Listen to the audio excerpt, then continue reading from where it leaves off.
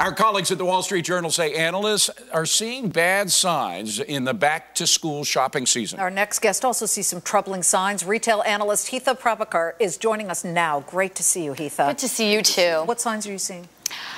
Pretty dismal signs, actually. People aren't in the stores. As you know, I'm always at the retailers, and no one's shopping.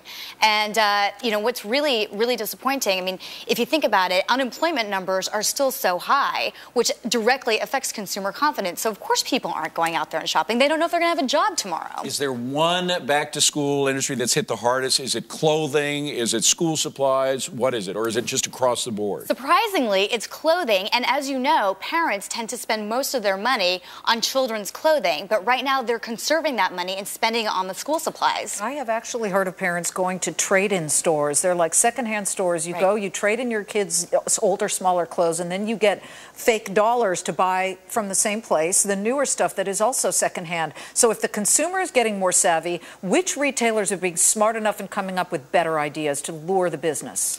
Well, that's a good question. As we saw in the past, these promotions that had been happening all year round are just not happening. So I think a lot of the retailers, like TJ Maxx, like Marshalls, like even Children's Place, when we saw them have such a dip in same-store sales, are moving to the internet.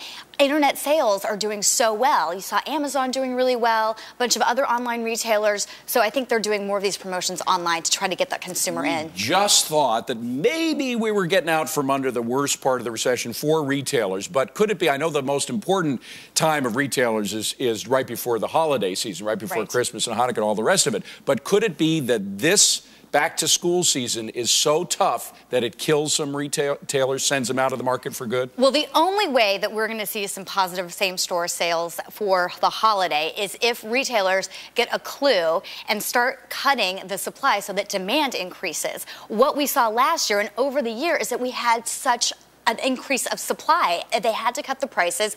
All they tried to do is get the merchandise out.